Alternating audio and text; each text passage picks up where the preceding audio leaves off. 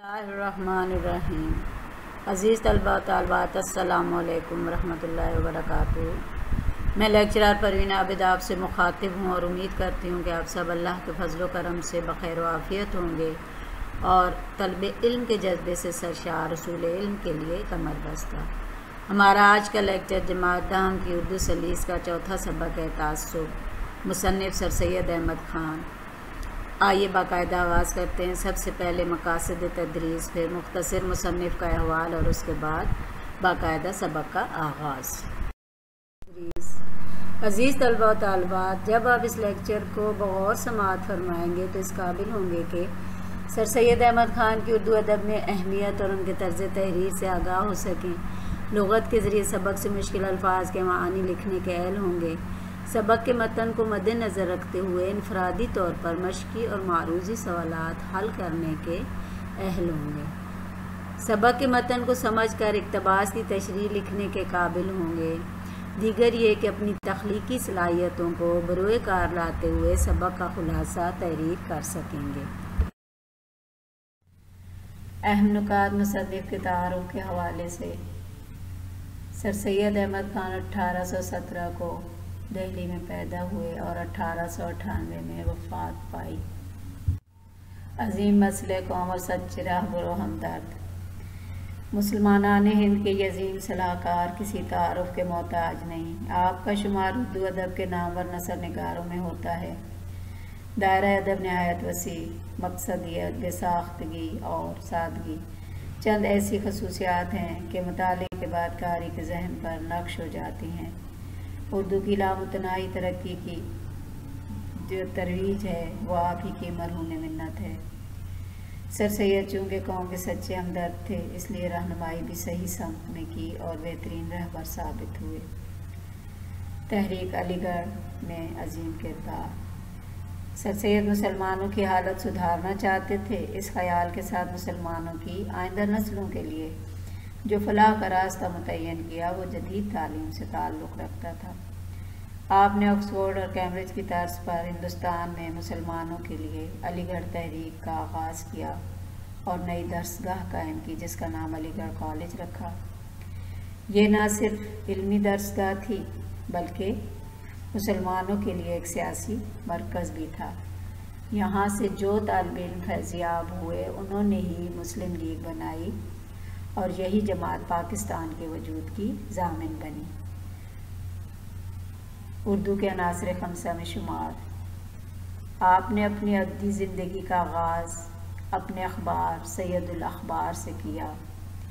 یہ بات اہمیت کی حامل ہے کہ سر سید باقاعدہ ادیب نہیں تھے، لیکن اردو ادب پر اپنے مضامین اور سوچ و فکر کے ذریعے بڑے گہرے اثرات مرتب کیے اور دیگر ادیب و شعراء کے ساتھ مل کر اردو کو نیا انداز عطا کیا اور اپنے مضامین کے ذریعے سچائی سے بھرپور ایک مقصد دیا۔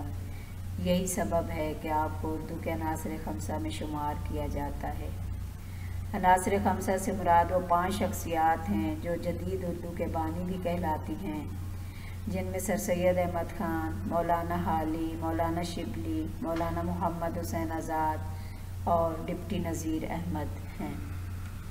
معاشرتی برائیوں اور مسلمانوں کے اخلاق کی اصلاح کا ذریعہ۔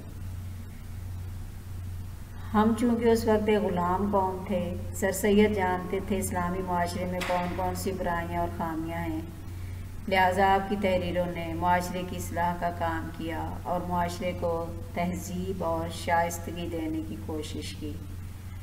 مسلمانوں کے اخلاق کی اصلاح کے لیے ایک رسالہ تہذیب الاخلاق جاری کیا جس میں سبق کے اہم نکات۔ عزیز طلباء و طالبات، سبق کے اہم نکات کی روشنی میں سبق کا جائزہ لینے سے پہلے میں یہ بات واضح کرتی چلوں کہ سر سید احمد خان نے جب انگریز کا بر صغیر پر تسلط ہوا تو ان کی چالوں کو سمجھنے کے لیے آپ نے اپنی نوجوان نسل کو انگریزی تعلیم حاصل کرنے کی طرف راغب کیا، تو اس وقت بھی یہ تعصب جیسی بیماری عام ہوئی اور متعصب لوگوں نے آپ کے خلاف بولنا شروع کر دیا۔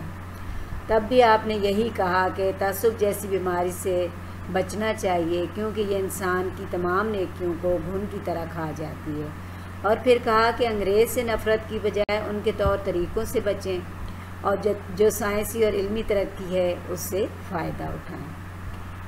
آئیے پہلے پیراگراف کا جائزہ لیتے ہیں۔ تعصب سے مراد ہے تنگ نظری۔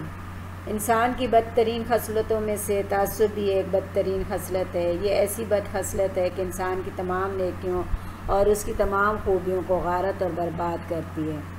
متعصب گو اپنی زبان سے نہ کہے مگر اس کا طریقہ یہ بات جتلاتا ہے کہ عدل و انصاف کی خصلت جو عمدہ ترین خصائل انسان سے ہے یا انسانی میں سے ہے اس میں نہیں ہے۔ متعصب اگر کسی غلطی میں پڑتا ہے تو اپنے تعصب کے سبب اس غلطی سے نکل نہیں سکتا، کیونکہ اس کا تعصب اس کے برخلاف بات کے سننے اور سمجھنے اور اس پر غور کرنے کی اجازت نہیں دیتا، اور اگر وہ کسی غلطی میں نہیں ہے بلکہ سچی اور سیدھی راہ پر ہے تو اس کے فائدے اور اس کی نیکی کو پھیلنے اور عام ہونے نہیں دیتا، کیونکہ اس کے مخالفوں کو اپنی غلطی پر متنبہ ہونے کا موقع نہیں ملتا۔ تعصب کی مذمت جو پہلا نقطہ ہے یہ پہلے پیراگراف کی وضاحت میں کرتی چلوں کہ سر سید احمد خان نے سب سے پہلے مسلمانوں کو جدید تعلیم کی طرف متوجہ کیا، اور آپ نے مسلمانوں میں پیدا ہونے والی ایک بہت بڑی بیماری تعصب کی مذمت بھی کی ہے، اور بتایا ہے کہ تعصب انسان کے تمام نیک اعمال کو ضائع کر دیتا ہے۔ متعصب انسان کبھی بھی صحیح فیصلہ نہیں کر سکتا، ایسا شخص ہر طرح سے نقصان میں ہے، یعنی وہ نیکیوں سے بھی محروم اور دنیاوی ترقی میں بھی سب سے پیچھے رہ جاتا ہے، کیونکہ یہی عمل اسے دوسروں کی اچھائیاں اپنانے سے روکتا ہے اور اس طرح تمام کاموں میں وہ دوسروں سے پیچھے رہ جاتا ہے۔ دوسرا نقطہ ہے متعصب شخص نعمتوں سے محروم۔ تعصب انسان کو ہر طرح کی نیکیوں کے حاصل کرنے سے باز رکھتا ہے۔ اکثر دفعہ ایسا ہوتا ہے کہ انسان کسی کام کو نہایت عمدہ اور مفید سمجھتا ہے مگر صرف تعصب سے اس کو اختیار نہیں کرتا اور دیدہ دانستہ یعنی جان بوجھ کر برائی میں گرفتار اور بھلائی سے بیزار رہتا ہے۔ ہنر، فن اور تعلیم ایسی عمدہ چیزیں ہیں کہ ان میں سے ہر ایک چیز کو نہایت اعلیٰ درجے تک حاصل کرنا چاہیے، مگر متعصب اپنی بدخصلت سے ہر ایک ہنر، فن اور علم کے اعلیٰ درجے تک پہنچنے سے محروم رہتا ہے۔ مجھ کو اپنے ملک کے بھائیوں پر اس بات کی بدگمانی ہے کہ وہ بھی تعصب کی بدخصلت میں گرفتار ہیں، اور اس سبب سے ہزاروں قسم کی بھلائیوں کے حاصل کرنے سے اور دنیا میں اپنے تئیں اپنے آپ کو معزز قوم دکھانے سے محروم اور ذلت و خواری اور بے علمی اور بے ہنری کی مصیبت میں گرفتار ہیں، اور اس لیے میری خواہش ہے کہ وہ اس بدخصلت سے نکلیں اور علم و فضل اور ہنر و کمال کے اعلیٰ درجے تک پہنچیں۔ سر سید احمد خان نے متعصب شخص کو نعمتوں سے محروم رکھنے کی یا محروم ہونے کی وجہ کیا بتائی؟ آپ نے بتایا کہ اپنی قوم کو آپ نے نصیحت کرتے ہوئے بتایا کہ تعصب کی وجہ سے ہم انگریزوں کے علمی کارناموں کو ہاتھ نہ لگائیں تو پھر ہم ان سے پیچھے رہ جائیں گے۔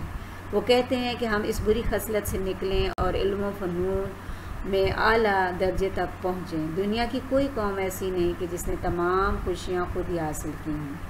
بہت بہترین انہوں نے کہا کہ بھئی ہم متعصب ہو گئے ہیں نا، تعصب میں پھنس گئے ہیں، اور اس تعصب اور تنگ نظری کی بنا پر ہم انگریز کی جو ترقی کی باتیں ہیں یا کارنامے ہیں ان کو اپنانے سے گریز کرتے ہیں۔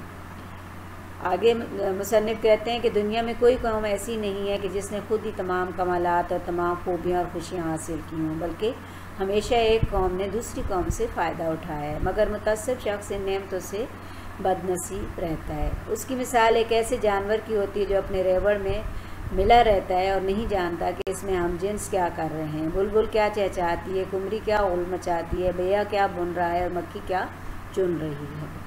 تو سر سید احمد خان نے یہاں پھر بتانے کی کوشش کی کہ انسان جو متعصب ہوتا ہے وہ اپنی اس بری خصلت کی وجہ سے ہمیشہ تمام خوشیاں حاصل کرنے سے محروم رہ جاتا ہے، اور ایک قوم نے ہمیشہ دوسری قوم سے فائدہ اٹھایا، لیکن متعصب شخص ان تمام نعمتوں سے محروم رہتا ہے۔ اسی طرح اگر ہم دوسری قوموں کے علم و فنون سیکھیں گے تو ہی ان سے فائدہ حاصل کر سکیں گے۔ تعصب کے نقصانات۔ تعصب کی وجہ سے انسان دوسروں میں موجود اچھی عادات کو نہیں اپناتا بلکہ ان کی اعلیٰ صفات کے برعکس عمل کرتا ہے، جس کی وجہ سے وہ کبھی ترقی نہیں کر سکتا، اور تعصب کی وجہ سے ہم دوسروں کے کارناموں سے فائدہ بھی نہیں اٹھا سکتے۔ لہٰذا سر سید کے مطابق ہمیں اس بیماری سے بچنا چاہیے تاکہ ترقی کے راستے ہم پر کھل سکیں۔ حاصل سبق کیا ہے؟ سبق کا اس پورے سبق میں تعصب سے بچنے کی جو ہے وہ ہدایت اور ترغیب دی ہے سر سید احمد خان نے اس زمانے کی نسبت سے کہ جب انگریز کا تسلط تھا اور مسلمان غلام تھے، ہندو اپنی چالیں چل کے سب کچھ حاصل کر رہے تھے اور مسلمان تعصب میں پھنس کے کچھ بھی اچھی بات یا ترقی کی راہوں کو اپنانے سے گریز کرتے رہتے تھے۔ حاصل سبق میں 5 باتیں بتانا چاہوں گی میں، 5 ایسی باتیں جن سے بچنا چاہیے۔ سب سے پہلی بات کہ اللہ کے ساتھ کسی کو شریک نہ ٹھہرائیں، دوسری بات کسی کی غیبت نہ کریں، تیسری جھوٹ سے بچیں، اور چوتھی حسد سے بچیں کیونکہ یہ نیکیوں کو ختم کر دیتا ہے، اور 5ویں یہ کہ تعصب سے بچیں کیونکہ یہ عمل جو ہے انسان کو کبھی بھی ترقی نہیں کرنے دیتا۔ مشقی سوالات۔ عزیز طلبہ و طالبات، جب آپ اس سبق کو بغور سماعت فرمائیں گے تو تمام مشقی سوالات حل کرنے کے اہل ہو جائیں گے۔ سب سے پہلا سوال، تعصب کے نقصانات بیان کیجیے۔ ابھی میں نے آپ کو جب سبق کی وضاحت بتائی تو اس میں نے تعصب کے نقصانات بھی واضح طور پر بتائے۔ کم از کم ایسی 5 مثالیں بتائی جن سے انسان کو بچنا چاہیے۔ پورا حاصل سبق اس کا جواب ہے۔ درج ذیل الفاظ کو اپنے جملوں میں استعمال کیجیے۔ ہنر، علم، انصاف، ترقی، اخلاق، انتہائی آسان الفاظ، اور انہیں آپ نے اپنے جملوں میں استعمال کرنا ہے۔ سبق کے متن کو مد نظر رکھتے ہوئے اپنی پسند کا کوئی بھی ایک پیراگراف، کوئی بھی ایک اقتباس آپ منتخب کیجیے اور سیاق و سباق کے حوالے سے اس کی تشریح کرنی ہے۔ علاوہ ازیں سبق کا خلاصہ بحوالہ متن تحریر کرنا ہے۔ اب اجازت دیجیے، مجھے امید ہے کہ آپ کو یہ سبق جب آپ سماعت فرمائیں گے تو اس سے مستفید ہوں گے۔ اب اجازت دیجیے، اللہ حافظ ناصر۔ عزیز طلباء و طالبات، امید ہے میرا یہ لیکچر آپ کے لیے مفید ثابت ہوگا، اور اگر آپ کو مفید لگے تو میری آپ سے درخواست ہے کہ میرے لیکچرز اور چینل کو دیگر طلباء و طالبات کے ساتھ شیئر کریں تاکہ تحصیل علم کا یہ سلسلہ یوں ہی رواں دواں رہے۔ اور اگر آپ کو اس لیکچر میں کوئی بات سمجھ نہ آئی ہو تو آپ کمنٹ سیکشن میں مجھ سے پوچھ سکتے ہیں، اور ایسے ہی مزید لیکچرز دیکھنے کے لیے میرے چینل کو سبسکرائب کریں۔ لیکچرر پروین عابد اب اجازت چاہتی ہے۔ اپنا بہت خیال رکھیے گا۔ اللہ حافظ ناصر۔